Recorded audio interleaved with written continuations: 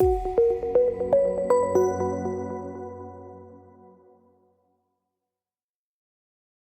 been an autism mom for 8 years, and I'm a certified parenting coach who has helped 14,151 parents of highly sensitive kids, autistic kids, ADHD kids parent their children with a lot more peace.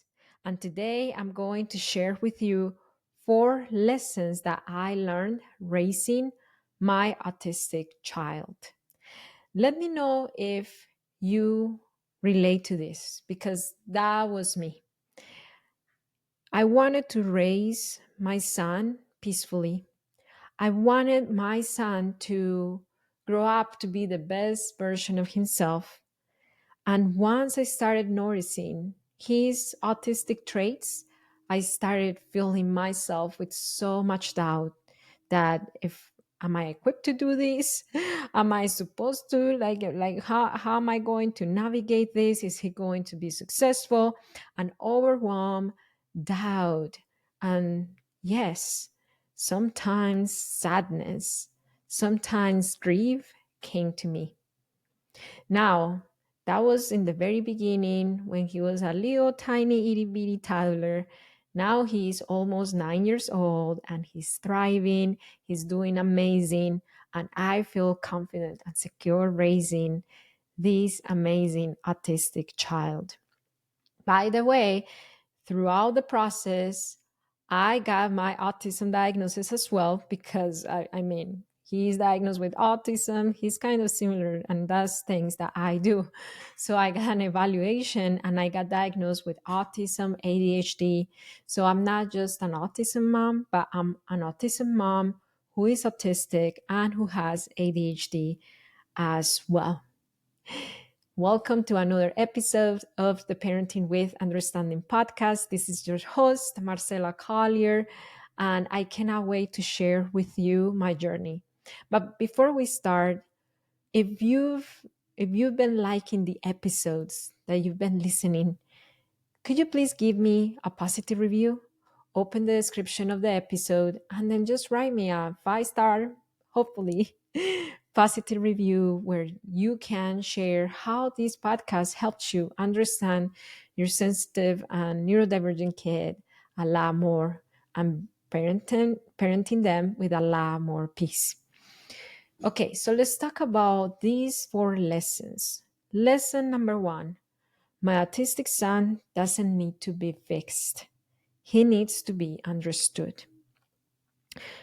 When he was a baby, he is a twin, by the way, so I had comparison. And it's hard to not compare twins who look alike, who were born the same day. And I remember my autistic son behaving so much different compared to his neurotypical twin. I remember my autistic son just opening and closing and running a little, let's just say running the wheel of their mobile on and stop, on and stop. While my other son, my neurotypical son, trying to crawl, trying to grab things, trying to sit up, my autistic son was not interested in none of that stuff. And I remember being filled with anxiety and fear, thinking that my autistic son was not developing right, quote unquote, right, if you're not watching, if you're listening. Because I came to an understanding now, after all these years of parenting my autistic son, that they have their own process. And the way they behave is unique and perfect for them. The way that my autistic son sees and interacts with the world is not wrong. It just needs to be understood. There is not a place for me to try to fix it, to try to mold and look like his neurotypical brother. That took me a while to accept because it came with grief. It came with grief to accept that my autistic son was just not going to reach his milestones the same way that other kids were reaching their milestones. He was 16 months old, 17 months old, and he was still not sitting up. Now he was going to occupational therapy. We were having services for him to help him. But this is the key. I learned that it's not about not helping them, it's about helping them with the mindset and the peace of in your heart that they're getting the help for them to reach their milestones at their pace and in their own way. Not they are not getting my son. I came to I learned that he wasn't getting feeding therapy and occupational therapy and all those services to fix him or to get him to finally reach his milestones and catch up to his twin, but just as a service for him to have an aid to reach his milestones on his way when it's his time. I started approaching his milestones and him and embracing fully him.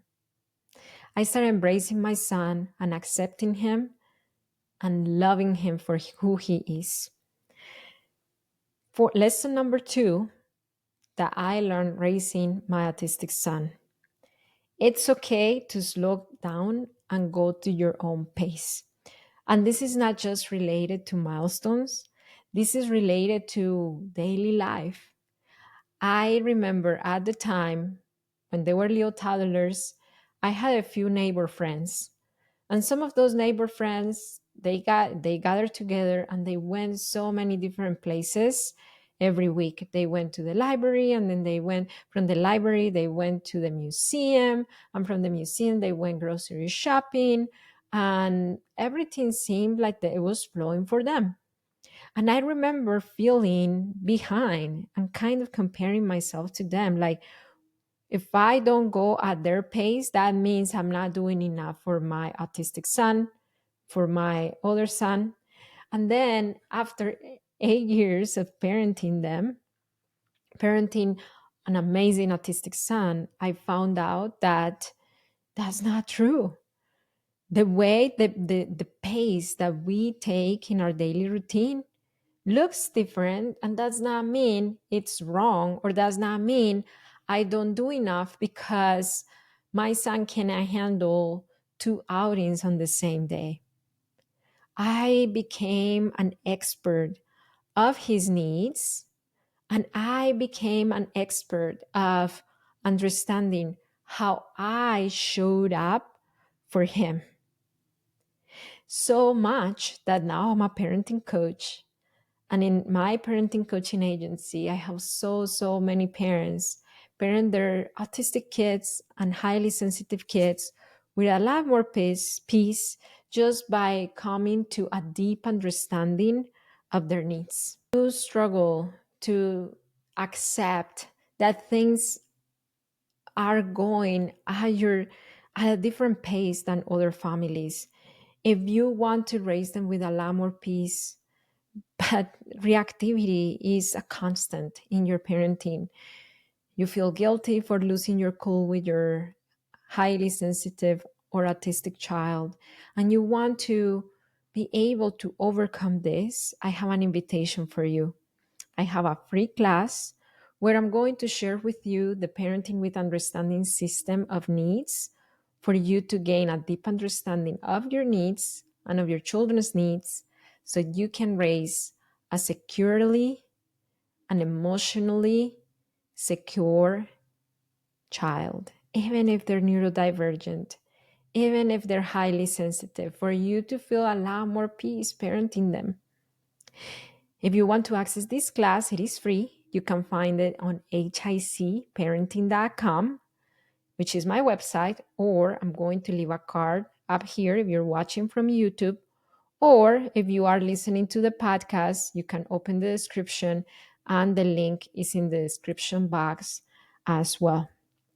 On this free class, you are going to learn how to unveil your children's needs and how to overcome your reactivity so you can be a lot more present and patient with your special needs child or with your strong willed child. Even if you don't have a special needs child, it will help you. Lesson number 3 that I learned raising an autistic child for 8 years. His challenges are not my fault.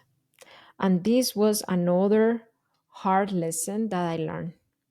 Why? Because at first, him seeing him with his feeding challenges, I remember when he was a baby, I could never get him to latch. I could not breastfeed him. I went to the breastfeeding classes. I read the books. I just endured the pain. I did everything. I bought this nipple guard that you put on your nipples to make it a lot easier, the latch a lot easier. You name it. I tried everything and nothing worked. And then I remember me beating myself up, thinking that I was not doing it right, thinking that he was rejecting me. I was taking it very personal. And then I came to an understanding that it wasn't me. It wasn't my lack of effort. It wasn't my lack of patience. It wasn't my lack of trying. It's that this autistic son that I have had sensory needs, and breastfeeding just felt too much for his senses. It felt too much. He was always a very superficial latcher, and I remember even bottle feeding was a challenge. He would bite on the nipple of the bottle nipple so hard so he would not feel the milk going down, a lot of milk going down at once. He only tolerated a little drop at the time, which made feeding such a long session, such a long process. I remember my older twin, he would just drink his bottle or just breastfeed and be done in 15 minutes. And my autistic son taking forever to be done feeding. It is your child's needs. It is not your fault. Your child's speech delay, motor skills delay, feeding challenges, motor skills challenges, social challenges, meltdowns, tantrums, crying, is none of that is your fault. Is their needs. They have support needs. And things that might be a lot easier for most kids are not easy for them.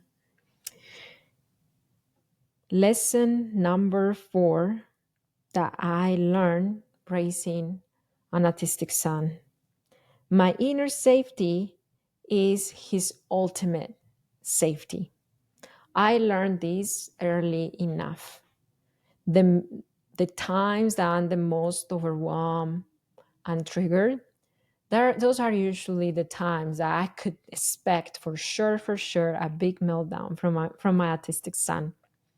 That especially started to happen when they started kindergarten a few years ago.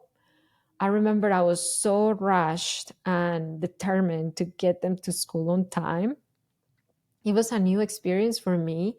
They were almost COVID babies. Most of their young childhood, they were in lockdown. So I was not used to meeting schedules and going to being on time in places or having to meet a deadline in terms of a time commitment. So I remember feeling overwhelmed trying to rush them and get them to school on time. This boy developed the worst before school anxiety I ever seen. Every morning he used to wake up with just on a meltdown without nothing even happening yet. He was waking up with a meltdown. When I knew he was reacting to my dysregulation, my overwhelm, my anxiety, my rushed energy, I change the way I encounter him during the mornings. And even if I know we're gonna be late today, I still don't show it differently. Show up as if we have the whole time in the whole world. And this child, this autistic son of mine, went from meltdowns every single day, crying and just having such a hard time, to just leaving home with no problem. He hasn't had any problem leaving home for years since I fixed that. My inner safety, your inner safety, the more regulated you are, the more likely your autistic son or daughter is going to be regulated. Now, granted, they have a lot of triggers: environmental triggers, sensory triggers, social anxiety triggers. So there are some times that, yes, I am fully connected, regulated, calm, and my son still has a meltdown. But guess what happens? If he senses my calmness, my regulation, he will calm down a lot faster than if I'm triggered, if I'm overwhelmed, if I'm anxious, if I'm acting from that energy. So pay attention to that. If you are watching from YouTube, let me know in the comments what part of the day is the biggest struggle for your son or daughter. I'm very curious. Let me know in the comments. Plus, it lets me know that you got until this point of the podcast episode. It is always possible to raise our sensitive and neurodivergent kids with a lot more peace. I want to leave you with the testimonial from one of our coaching clients. Her name is Jenny. She has three kids, and the oldest one is a highly sensitive daughter who had a lot of, like, yeah, a lot of problems once she had more kids, because the attention was not the same and tantrums were becoming a lot harder. And this is what happens once Jenny gained deep understanding of the child's needs and of her own needs as well. Once she started applying the parenting with understanding methodology that we taught her in our coaching program, and that you're going to learn in the free class that I talked to you earlier on this podcast episode. I knew I wanted to parent different, but then she turned 2, and I now had my second daughter, and so she was tantruming a lot more, and I wasn't understanding her needs. So I was stuck because I was only validating her feelings, and I didn't know how else to help her. So her tantrums were long. Have you seen the shift in terms of the not just the tantrums, but the way that your daughter now is communicating her needs? Oh yes, definitely. I feel that my children have become intelligent. Just a few months ago, my husband, he became fully on board. We were driving back home, and he tells me, I've noticed that our children are very emotional intelligent for a 5 and 3 year old, and that's not thanks to my parenting. That's thanks to I want to tell you I'm fully on board with you. And so I can see that my children communicate their needs a lot more clear with me. That helps. Without these. It went to another video, I'm sorry. You can have this transformation as well. I want to invite you to practice presence, to practice connection, and to practice understanding your children's needs.